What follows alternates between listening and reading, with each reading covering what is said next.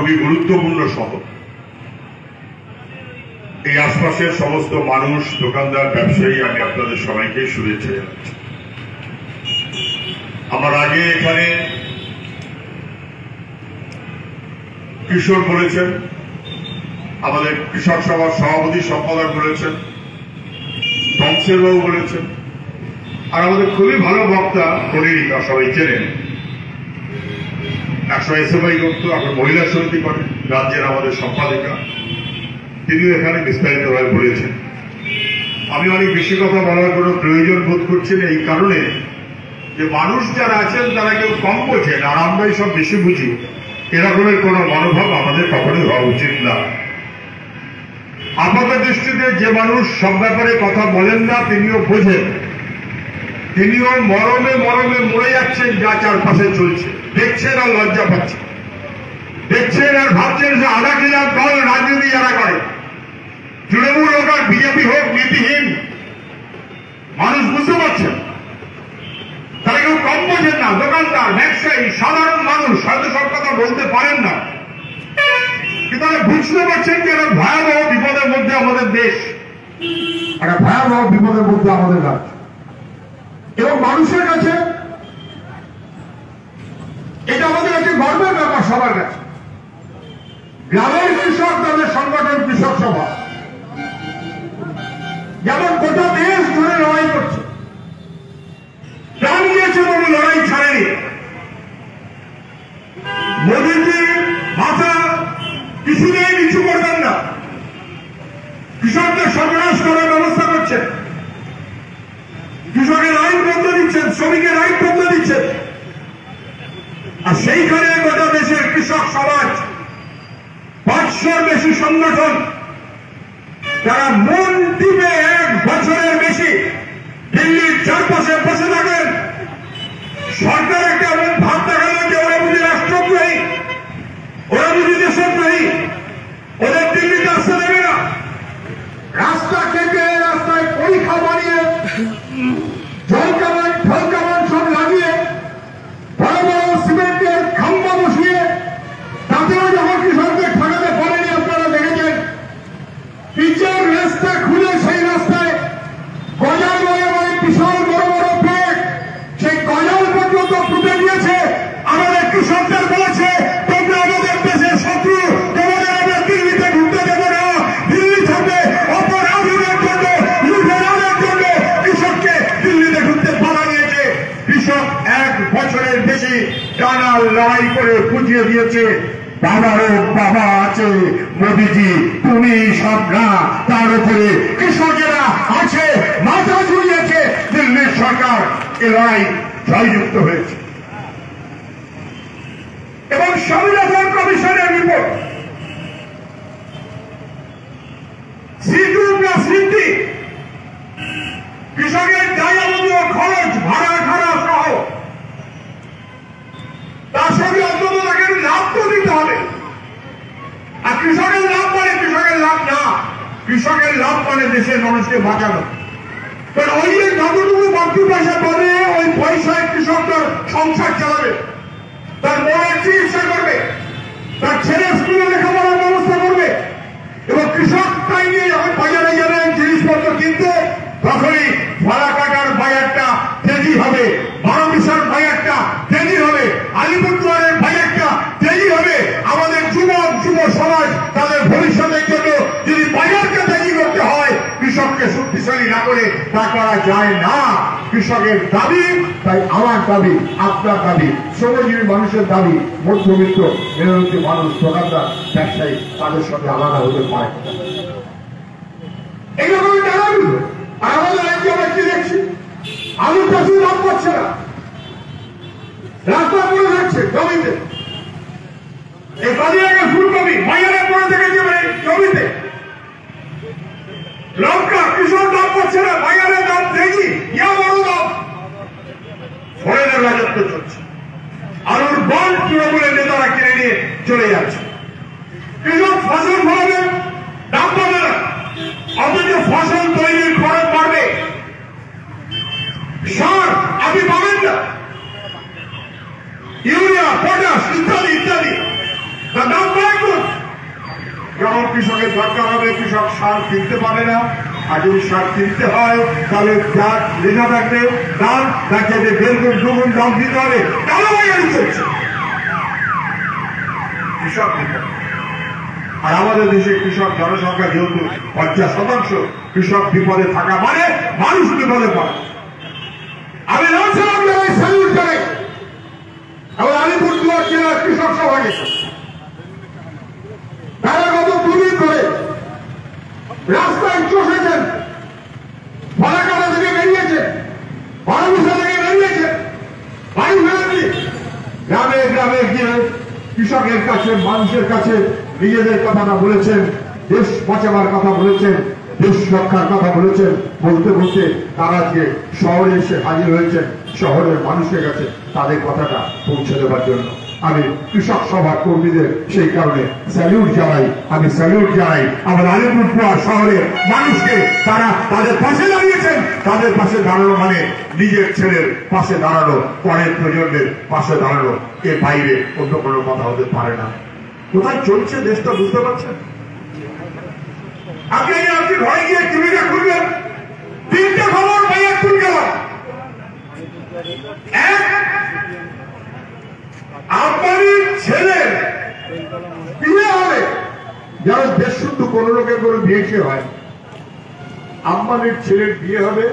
সেই কারণে গুজরাটে জামনগর তো গুজরাটের শেষ প্রান্ত বলে মনে হচ্ছে, প্রায় পাকিস্তানের বর্ডার মতো, সেখানে দেশের আমানতের ট্যাক্সের টাকায় এয়ারপোর্ট বড় করা হয়েছে।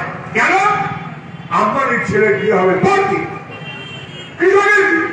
আমাদের আম্বানির ছেলের বিয়েতে নাচতে আসবে কি হিরান না কি একটা নাম দেখছি, 82 কোটি টাকা তিনি নাচবেন। কি ব্যাপার? আম্বানির ছেলের বিয়ে। তবে দেশের বিদেশের সমস্ত নাচনেওয়ালা, গাইনেওয়ালা, যত বড় বড় পয়সাওয়ালা এই দুনিয়ার সব, তারা সেখানে 3 দিন ধরে ফুর্তি করবে। ওইটা চলছে। তবে 5 দিন 7 দিন ধরে টিভি খুললেই দেখবেন, কাগজ খুললেই দেখবেন আম্বানির ছেলের বিয়ে। এটা কোনো খবর? এই মুহূর্তের খবর হচ্ছে, যে খবরটা দেখাবে না, তথ্য বেরিয়েছে, কালকের কাগজে বেরিয়েছে, কোন কোন কাগজ, সব কাগজে বেরোবে না। আমাদের এই বাংলার কাগজ সবাই আপনি কোনটা পাবেন না। পৃথিবীর মধ্যে সবচাইতে বেশি শিশু অপুষ্টি কোন দেশে? ওপর থেকে নামের তালিকা করতে করতে করতে করতে দেখা যাচ্ছে সবচেয়ে তলার 5 নম্বর দেশ হচ্ছে ভারত। ইথিওপিয়ার চাইতেও তলায়, ঘানার চাইতেও তলায়, বাংলাদেশের চাইতেও তলায়, পাকিস্তানের চাইতেও তলায়। তোমরা যারা দিল্লিতে বসে আর কলকাতায় বসে সরকার চালাচ্ছ, তোমরা আসলে দেশদ্রোহী। তোমরা আমাদের শিশু, তাদের পুষ্টির ব্যবস্থা করছো না। বাংলাদেশ, পাকিস্তান, ঘানা, ইথিওপিয়া তার চাইতে তলায় নামিয়ে এসেছ। কারা কারা? যারা দেশ চালাচ্ছ। এই জিনিস চলতে পারে না। ক্ষুধাতে আমরা পড়াই, শিশুদের অপুষ্টি আমরা পড়াই, শিক্ষার অগ্রগতি আমরা পড়াই, স্বাস্থ্যের ব্যবস্থা আমরা পড়াই, গণতন্ত্রের অধিকার আমরা পড়াই, স্বচ্ছতা তাতেও আমরা পড়াই। ভারত আমার জগত সভায় শ্রেষ্ঠ আসন লবে, এই স্বপ্ন নিয়ে লড়াই করেছিলেন ক্ষুদিরাম, প্রফুল্ল চাকী, বিনয়, বাদল, দীনেশ, মাস্টারদা, সূর্য সেন, প্রীতিলতা, বদেদা, বাঘাইয়তী, ভগৎ সেন, রাজগুরু, চন্দ্রশেখর, আসমানুল্লাহ। কোন মোদীর ঠাকুরদার কথায় আমাদের দেশে স্বাধীনতা হয়নি। আমাদের দেশের স্বাধীনতার লড়াইটা লড়েছিল তৎকালীন সময়কার জাতীয় মুক্তি আন্দোলন, যার নেতৃত্ব দিয়েছে কংগ্রেস। তৎকালীন সময়কার বিপ্লবীরা, যারা বুকের রক্ত রাস্তায় ফেলে দিয়েছে ব্রিটিশের বিরুদ্ধে লড়াই করতে গিয়ে। তৎকালীন সময়কার কমিউনিস্টরা, যারা কারান্তরালে সেলুলার জেলে বছরের পর বছর সময় কাটিয়েছে, কিন্তু কোনদিন মাথা নিচু করেনি। বলেছে আমরা মাথা ঝুঁকবো না, ব্রিটিশের শেষ দেখে আমরা ছাড়বো। এদেশটা আমাদের, এদেশের স্বাধীনতা লড়াই একটা গুরুত্বপূর্ণ, আর কোনো কিছু হতে পারে না। সেই কমিউনিস্টরা, তারা আমাদের দেশের স্বাধীনতার ব্যবস্থা করেছে। আর তোমরা কারা? যারা দিল্লিতে বসে আছো তারা আমাদের পাল্টা বাজিয়ে দিচ্ছ। ভবিষ্যতে শিশুদের কথা ভাবছো না, গরিব মানুষের কথা ভাবছো না, কৃষকের কথা ভাবছো না, শ্রমিকের বিপদ ঘটাচ্ছ। আমাদের যুবক তাদের কাজের কোন ব্যবস্থা নেই, তোমরা খালি আমারই আর আমদানি করে বেড়াচ্ছ। আমাদের ছেলে মেয়ে, আমাদের দুর্নীতির ব্যবসা, এই দেশ চলতে পারে না। তার বিরুদ্ধে রুখে দাঁড়ানোর আমাদের কোন বিকল্প নেই। সারা দেশ ওই রকম। আমাদের দেশের লড়াই, আমাদের লড়াই মানুষের জন্য, চোখের দিকে তাকিয়ে, গরিব মানুষ তার দিকে তাকিয়ে দেখে বুঝতে পারছেন তো কি ছিল আলিপুরদুয়ার, কি ছিল জলপাইগুড়ি, কি ছিল কোচবিহার। তখন বামফ্রন্ট আসেনি, কংগ্রেসের আমল, বামফ্রন্টের আগে গোটা উত্তরবঙ্গে এই একটা জায়গা ছাড়া গোটা উত্তরবঙ্গে আমার এখনো মনে আছে। আমি নামে বাড়ি আমার কলকাতা থেকে কাছে, ক্যানিং নাম শুনেছেন? ক্যানিং এর দিকে যখন স্কুলে পড়ি তখন বামফ্রন্ট আসেনি। আমার বলতে কোনো দ্বিধা নেই, দুবেলা পেটে আমাদের ভাত যুক্ত না, তখন বামফ্রন্ট আসেনি। এখানকার বয়স্ক মানুষ যারা কম বয়সে বিশ্বাস করতে পারবে না, বয়স্ক মানুষ হয়ে জানেন তখন পেটে দুবেলা ভাত যুক্ত না। গ্রাম ছিল হামাতে গ্রাম, স্কুল কলেজ লেখাপড়ার সুযোগ ছিল শহরের বাবুদের জন্য, গ্রামের না। যতদিন স্কুলে পড়েছি আমি সুজাত চক্রবর্তী, আমার পায়ে একটা চটিও রেডি করে দিন। গ্রামের ছেলে চটি কেনার মতো পয়সা নেই, আর যদি চটি কেনার পয়সা থাকেও বা চটিটা মাথায় নিয়ে ঘুরতে হবে, চটি পরে যাব সেই রকম রাস্তার সুযোগ ছিল না। রাস্তা মানে কাদা আর গম,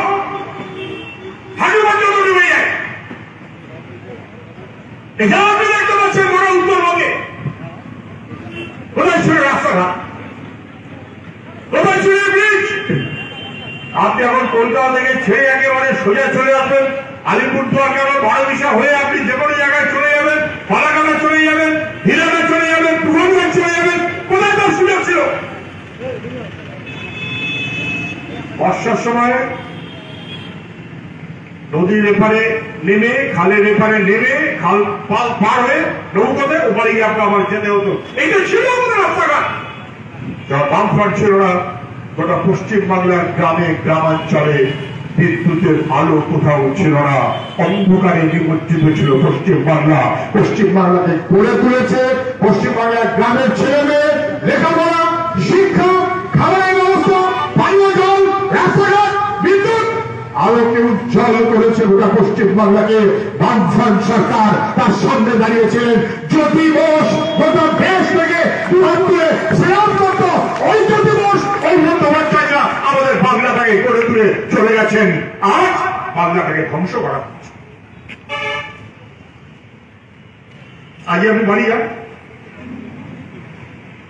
দেখবেন কৃষকের ফসলের দাম বাড়াতে হবে, কৃষকের ফসল তার ন্যায্য মজুরি, ন্যায্য দাম চাই।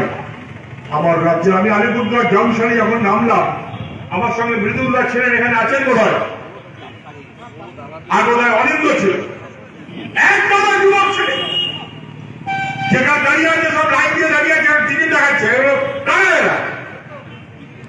আলিপুরদুয়ারের গ্রামের ছেলে মেয়ে।